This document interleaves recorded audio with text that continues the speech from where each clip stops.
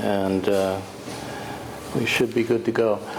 That's the title. You saw it on the advertisements and the scroll on the cable TV, and we had a sign out in front of the library.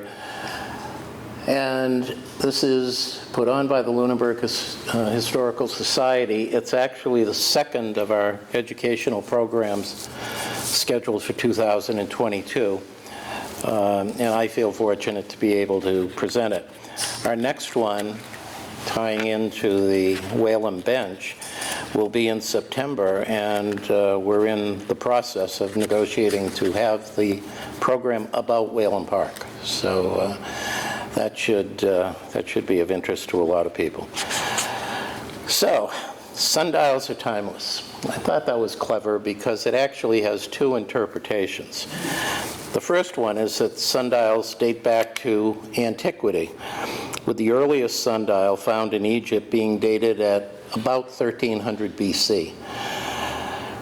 And we'll discuss later the development of sundials through the centuries. But there is a second interpretation of sundials are timeless, and that is that for at least 12 hours a day, they don't work at all, and they only work the other 12 hours if the sun is out, which we know from living in New England is problematic with clouds and rain and fog and snow throughout the year. So to that point, sundials are truly timeless. But tonight we're not going to concentrate on the inefficiency of sundials. Instead, we're going to look at the positive aspects of various types of sundials, talk a bit about their history and design. They were, in fact, the earliest form of scientific instrument.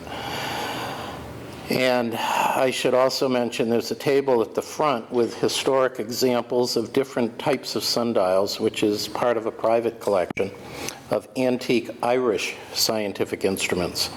You're welcome to look them over after the talk. I have my lovely assistant, Julia Skrzyncki, available to show them to you. Julie is also my lovely granddaughter, soon to be a senior at Providence College, and recently the editor of an article I did for the Scientific Instrument Society. My other assistant is our grandson and Julie's brother, Paul, who is heading off to start college soon at the University of Connecticut. So thanks to both of you for being here tonight.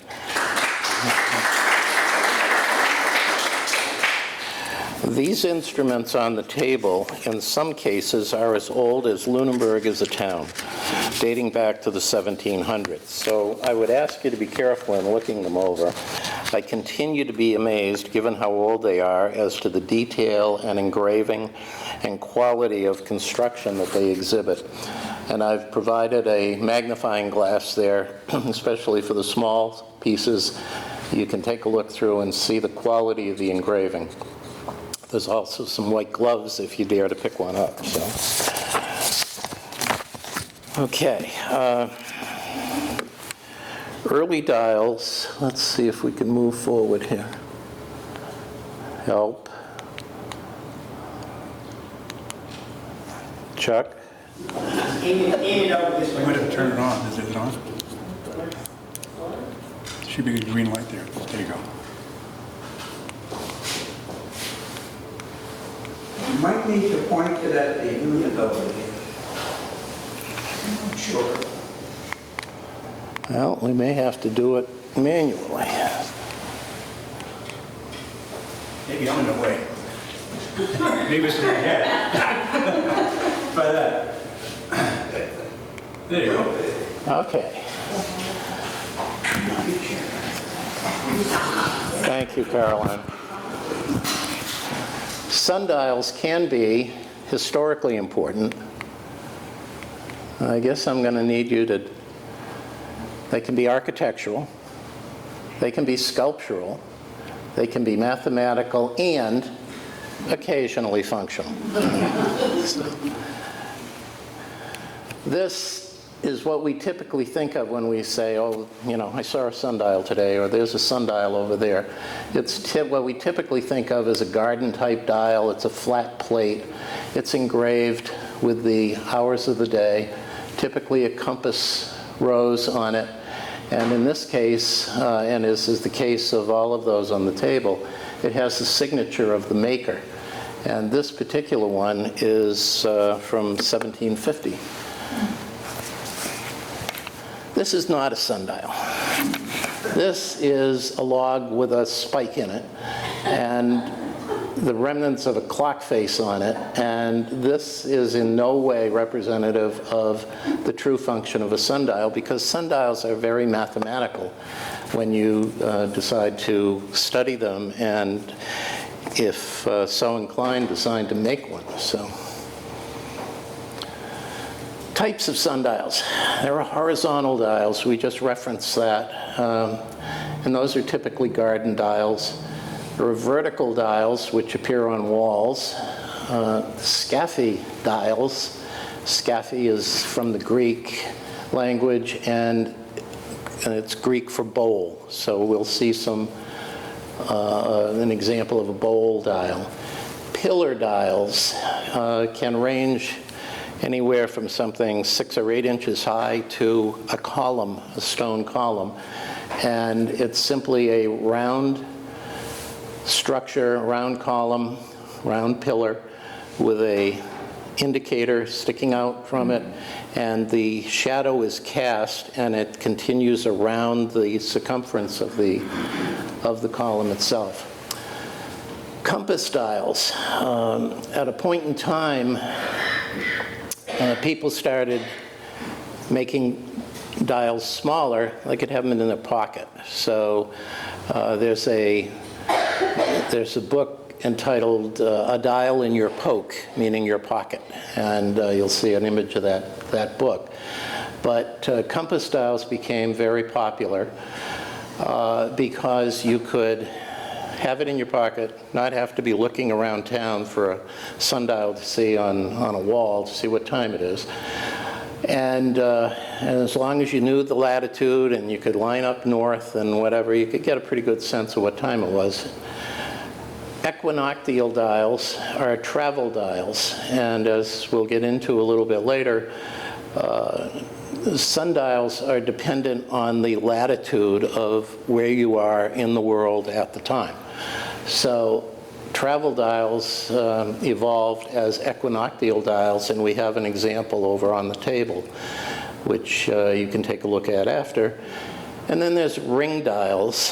The ring dial actually functions as a calendar, and both the equinoctial dial and the calendar, or the ring dial, were used many times on ships or on caravans or whatever to be able to determine where you were at that time.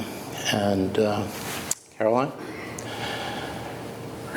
This is on a church in England, and it's the earliest form of a dial. It's called a scratch dial.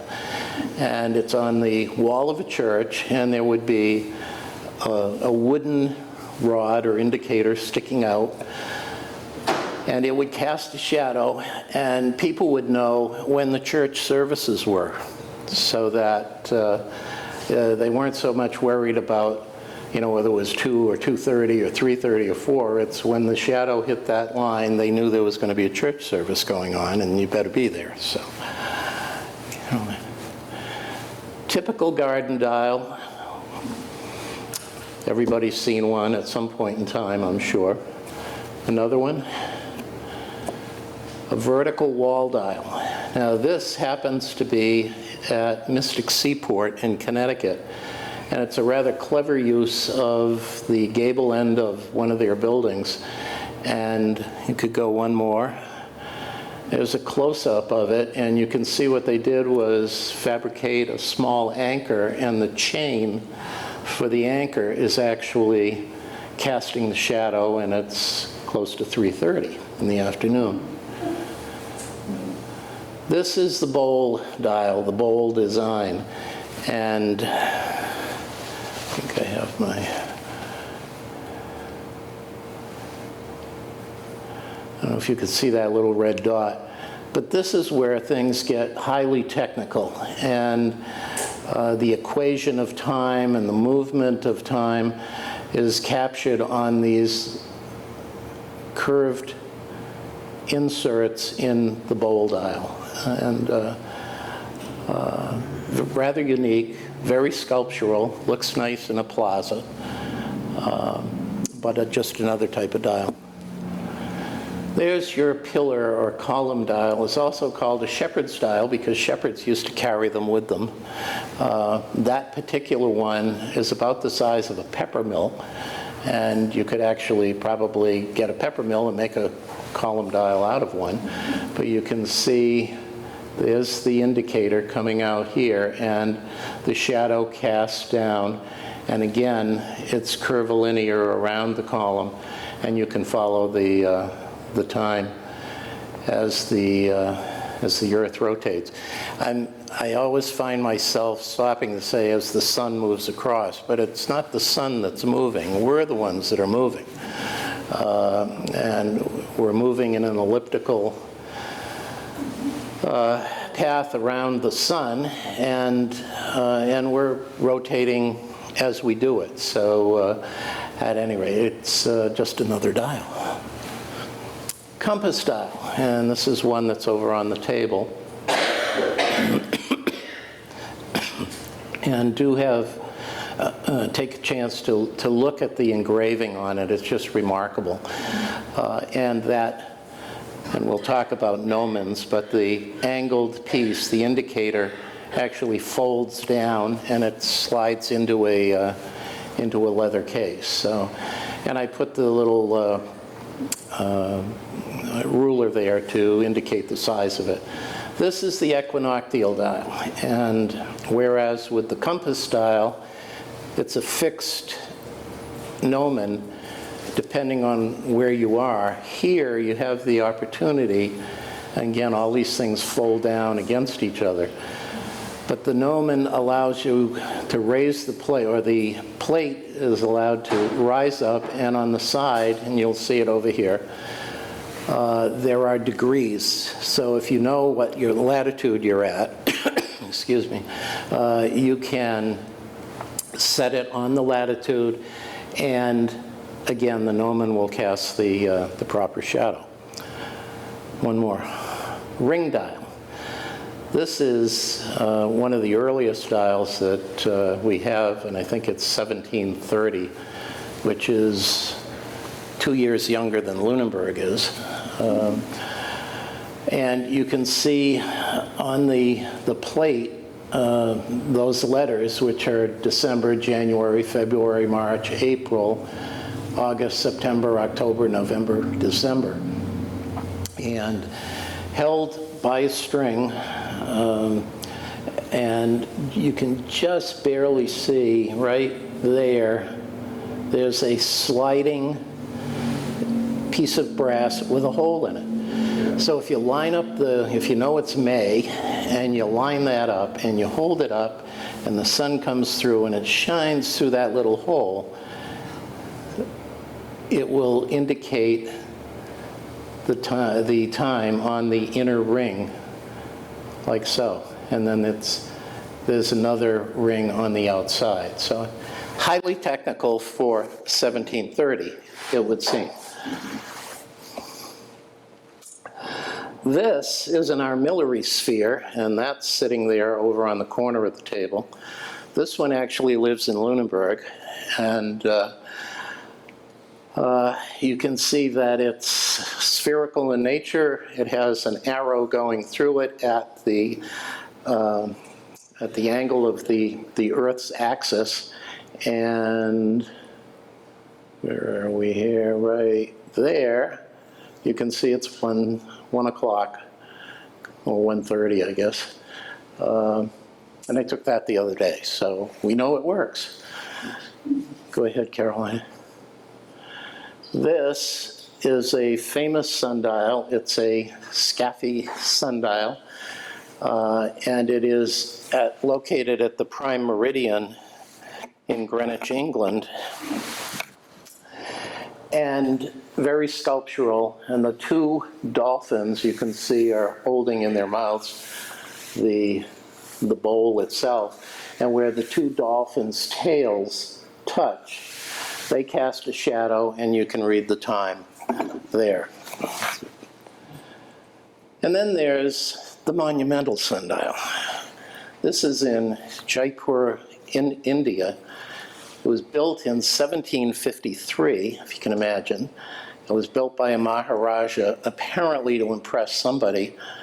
And the height of that tall section is 90 feet. And there are steps that you can walk all the way up the top from down on the ground. And it casts a shadow, again, on a curved section. You can't see much of it, but right there, there's one on this side and there's one on the other side. Now, we're not going to spend a lot of time on the math portion of this, but the mathematics of dialing is also known as mnemonics. It's from the Greek language meaning the study of dialing. It has nothing to do with the proliferation of garden gnomes that you see in all of the gift shops. No relation to garden gnomes. But the word gnomon is Greek and it means indicator. So to be correct, I've been jumping around waiting to get to this slide to use the term gnomon, but that's what the pointer, the indicator is called the gnomon. The first printed work in English on the subject of mnemonics was dated 1593. So, I mean, it's been a long time, and they've been working on the mathematics of figuring out how to make a sundial. And most simply, and this goes back to your school days, and some of you may have a globe in the house, but you'll remember that longitude are the lines that run north and south on a globe. Latitude are the lines that run east to west. And latitude is critical for sundials. Accurate sundials require accurate latitude settings, so you have to know what your latitude is. So, let's say somebody here decides, gee, it might be nice to make a sundial. So I've sketched this out, and just to give you some indication, a 9x9 piece of wood with a 7x7 metal plate, or it could be a wood plate. These are the dimensions that you would start with the gnomon being right up at the top and extending this way, facing north. And if you measured off and made the lines like so, you can see they're different. They're narrower, they're wider, they're whatever. So, but that's what it takes to lay out a sundial. Now, go ahead. You're probably saying, well, this is all well and good, but what in the world's this got to do with Lunenburg, right? I mean, this is the Lunenburg Historical Society. Well, here's the gnomon layout, and it is, again, one of those, and I think I'm going to ask Julie, can you go over and get the round, no, it's one of yeah, one of those dials, the smaller one, right in front of you, yeah? Thank you. If you hold that up, and hold it up in profile like that, turn it 90 degrees, there you go, or turn it 180 degrees. There you go. Okay, so that's the model for the gnomon layout. And all of the sundials that you'll see on the table were made in Dublin, Ireland.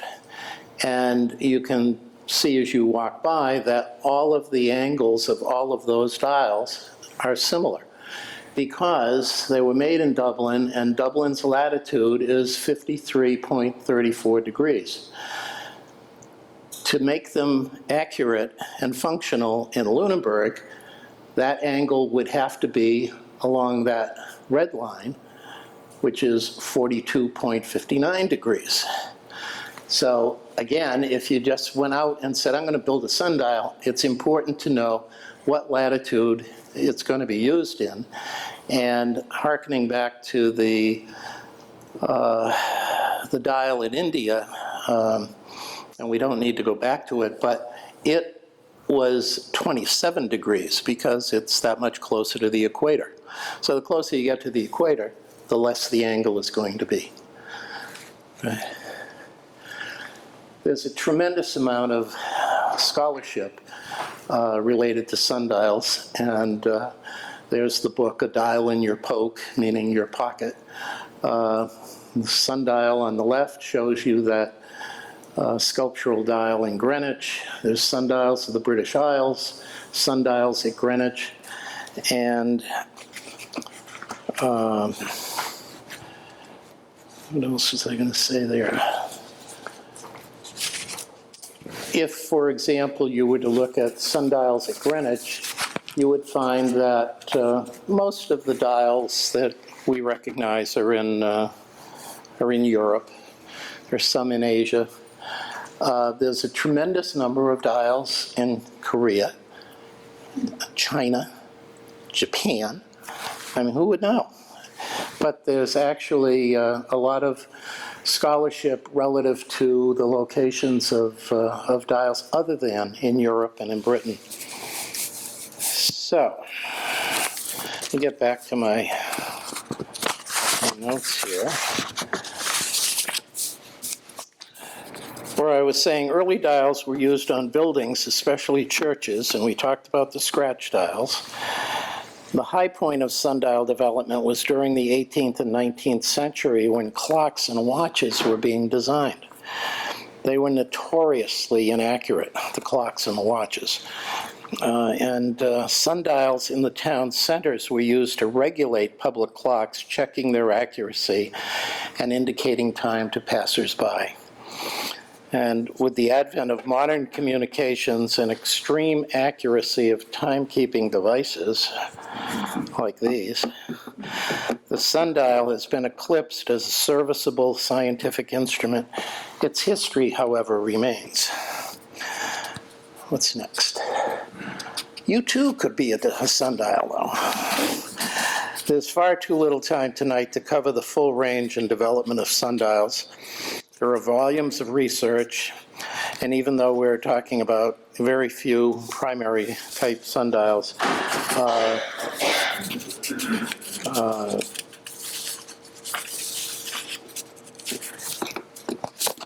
the fascination with sundial design, and sundial use continues. So, you too could become a sundial, and age is no limit. So, and I had grand thoughts when they were talking about building a new park up behind the Historical Society that, gee, wouldn't it be neat to have a sundial in the grass like that would be adjacent to the Historical Society, and people could learn about sundials and actually use the sundial. That's a view from within my office, and again, a lot of the sundials that you see here are from my office, and it's part of a large collection of Irish scientific instruments. And tonight, we're just concentrating on sundials. Thank you for being here this evening, and I hope you've enjoyed it. You're welcome to come up, look over these things. I promised I would get everybody out of here in time for the Celtics game, so I think we're on track for that. But I'll be glad, if there are questions that I can answer, I'll be glad to do it.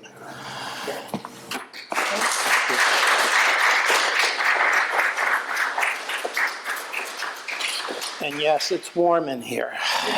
Yes. So, yes, Rich? Pat, the length of the day doesn't really matter as long as you get the angle correct?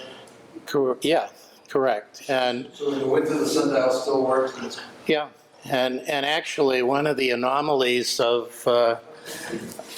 sundials and clocks and watches when they were designed is there was a saying that a watch or a clock is a time teller, but a sundial is a timekeeper, because if your clock or your watch stops during the night, then you gotta, you get up, you gotta figure out what time it is, set it, do whatever.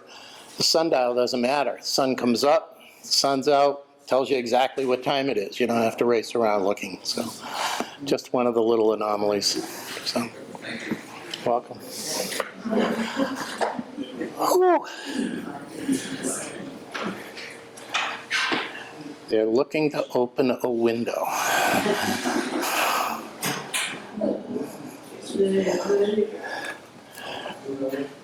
So, apparently, I have a question from Don. Not so much a question, but I have a sundial at home. I think it's 100 years old. I'm going to go home, set it. What do I actually do? Well, here we get back into the mathematics of it. If the gnomon, at the angle of the gnomon is whatever it was, 53.49 degrees, you're in good shape right out of the gate. But then we run into magnetic deviation, because if you take your compass and it's magnetic north and you line it up with that, that's not true north. So you have to look up what the true north, the magnetic variation is, which in Lunenburg's case, I think is close to 14 degrees. So you'd have to offset it 14 degrees. Then, depending on the sundial, there are some dials that we saw that take into account daylight saving time. I think the slide with the lady being a sundial, there were 2 rings. I don't know if you can go back to that. I think it's 3 back, if you can go back 3. There was an inner ring that if you knew it was daylight savings time, then you'd know you'd be able to do that.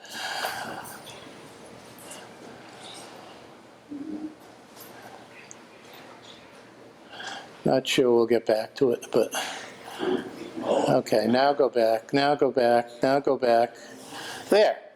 So you can see 1, 12, 11, 10, 9, and then on the inner circle is an hour's difference. So you could take into account daylight savings time, which is fine, and Julie spent last semester in London, and we were texting back and forth and calling each other and whatever. And I discovered that there's something called British summertime, which is different from daylight savings time. So again, you got to know, is it, well, obviously you're not in Britain, but you got to know, make allowance for daylight savings time. And then there are areas in this country which don't go by daylight savings time. They're on standard time year-round. So I hope that gives you some direction. So, okay. If not, call me. The last picture you showed, though, they all look the same angle. Yeah. That doesn't make a difference. It makes a difference if it's keyed to Lunenburg or wherever you happen to be. You want to make sure that angle is set for the latitude of Lunenburg or Fitchburg or whatever. And I mean, we're talking minutes of degrees at that point, but 53 degrees in some minutes is Lunenburg. How come she isn't at an angle? How come she doesn't take into account the latitude? Why isn't she at an angle? I guess because her arm is forming the angle and the sun is over her right shoulder. Because she's standing up straight. So, yeah, she is, but if she were angled more and the sun were at a different position, you would see her arm going down. I think it's a combination of her arm being in the same plane as the path of the shadow. If she were to turn 90 degrees, you would see her arm going down, but it wouldn't be the correct time. Jim? So I guess the sundial doesn't care that the sun is at different heights during the season? Doesn't care about that? It doesn't care about that, no. Because, again, the Earth, it matters with like an equinoctial dial where you're looking for the right latitude, but the Earth is, unlike that picture of the Earth, with the latitude and longitude. The Earth is not vertical north-south. It's tilted at 23.5 degrees, so at best. And I mean, they were looking for general time. They weren't, you know, trying to pin things down to atomic clocks and microseconds and nanoseconds and whatever. So, but generally speaking, if the gnomon matches the latitude that you're at, you're going to have a pretty good idea what time it is. Thank you. Yeah. The understanding of how to set up a sundial, that had been common knowledge, like in the 1700s, 1700s. Well, as one of What I'm the, getting at is when people Yeah. maybe set one up in their own yards or something. well, yeah, I mean, if they had access to the English book that was done in 1573 that says, you know, this is how you lay out a sundial, and it's called The Art of Dialing. Yeah, I mean, the information was available. Was it available to the average guy who's out plowing fields and, you know, trying to subsist? I don't know. But the small dials, the pocket dials and everything were also called a gentleman's dial because they had them available and they could afford them. So, thank you. Thank you. It was good. Yeah.